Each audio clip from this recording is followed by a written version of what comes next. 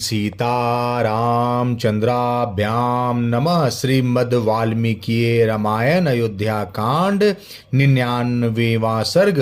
भरत का शत्रुघ्न आदि के साथ श्री राम के आश्रम पर जाना, उनकी पर्णशाला को देखना तथा रोते रोते उनके चरणों में गिर जाना, श्री राम का उन सब को हृदय से लगाना और मिलना, सेना के ठहर जाने पर भाई के दर्शन के लिए उत्कंठित होकर भरत अपने छोटे भाई शत्रुघ्न को आश्रम के चिन्ह दिखाते हुए उसकी ओर चले।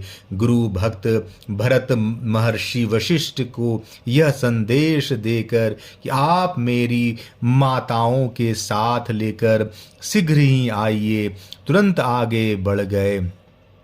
सुमंत्र भी शत्रुघ्न के समीप ही पीछे पीछे चल रहे थे। उन्हें भी भरत के समान ही श्री रामचंद्र जी के दर्शन की तीव्र अभिलाषा थी। चलते चलते ही श्रीमान भरत ने तपस्वी जनों के आश्रमों के समान प्रतिष्ठित हुई भाई की पर्णकुटी और झोपड़ी देखी।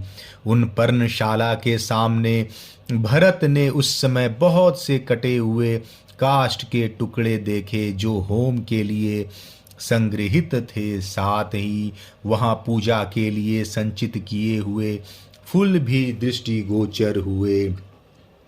आश्रम पर आने जाने वाले श्री राम और लक्ष्मण के द्वारा निर्मित मार्ग बोधक चिन्ह भी उन्हें वृक्षों में लगे दिखाई दिए, जो कुशों और चीरों द्वारा तैयार करके कहीं कहीं वृक्षों की शाखाओं में लटका दिए गए थे।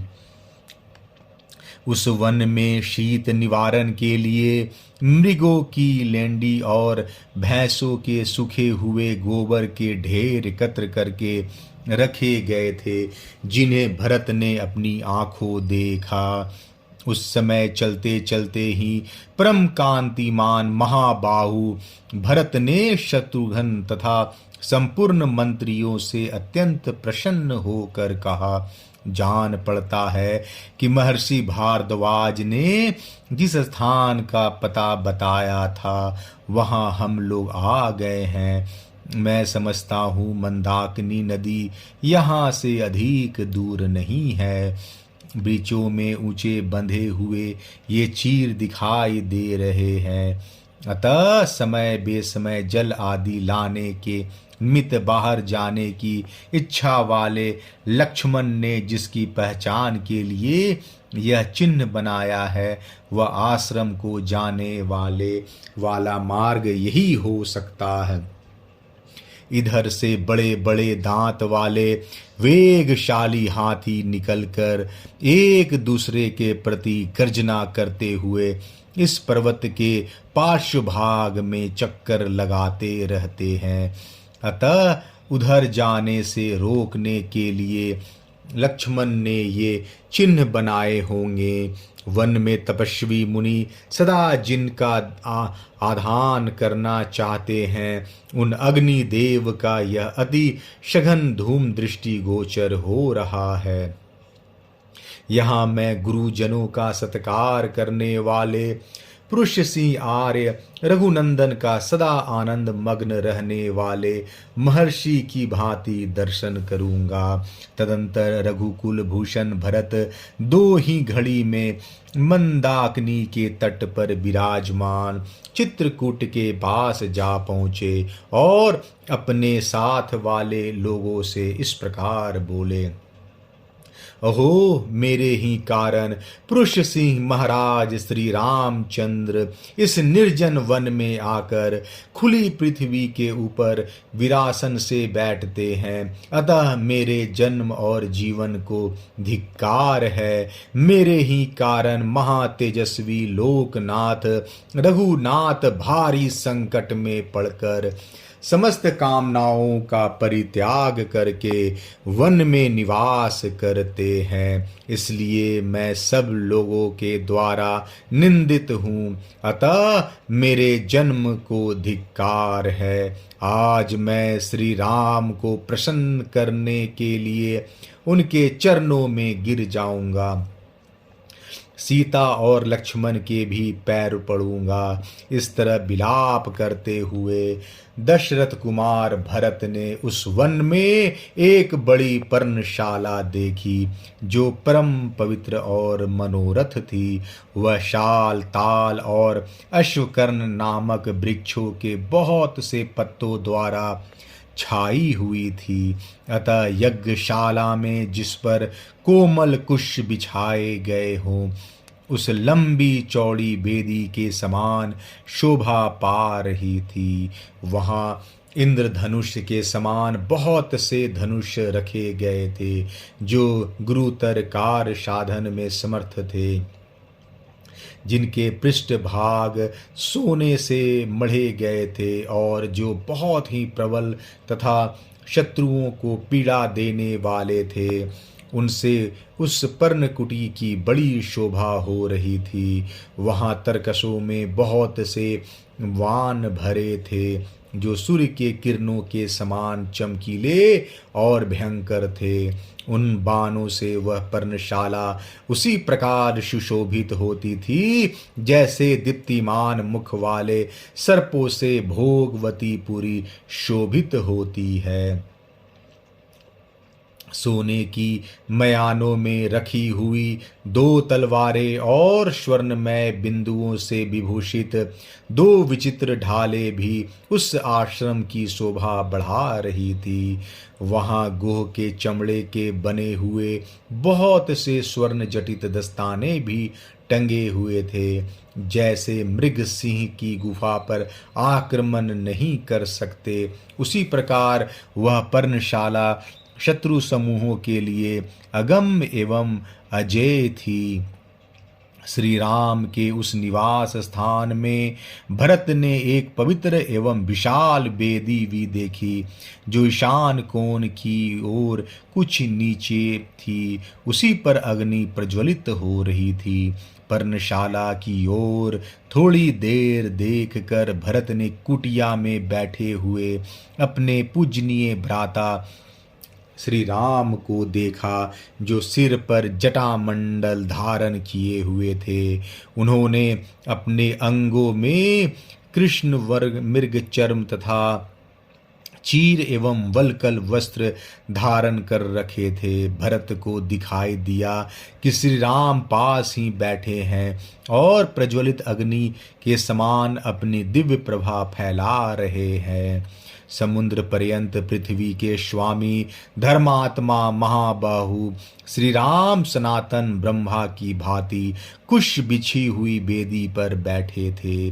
उनके कंधे सिंह के समान, भुजाएं बड़ी बड़ी और नेत्र प्रफुल्ल कमल के समान थे। उस बेदी पर वे सीता और लक्ष्मण के साथ विराजमान थे।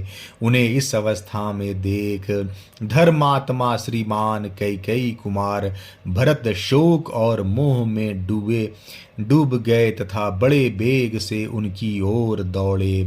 भाई की ओर दृष्टि पड़ते ही भरत आर्त भाव से विलाप करने लगे।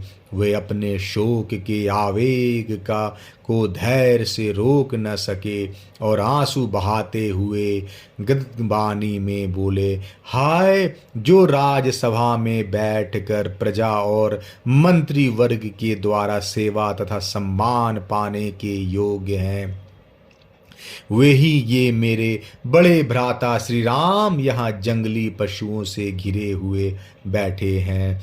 जो महात्मा पहले कई सहस्त्र वस्त्रों का उपयोग करते थे, वे अब धर्माचरण करते हुए यहाँ केवल 2 मृग चर्म धारण करते हैं।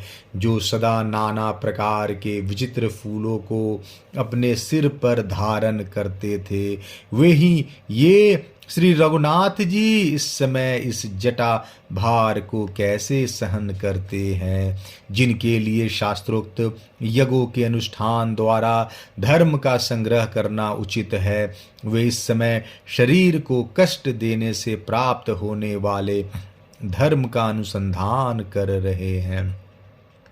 जिनकी अंगों की बहुमूल्य चंदन से सेवा होती थी, उन्हीं मेरे पूज्य भ्राता का यह शरीर कैसे मल से सेवित हो रहा है। हाय, जो सर्वथा सुख भोगने के योग्य हैं, वे श्री राम मेरे ही कारण ऐसे दुख में पड़ गए हैं।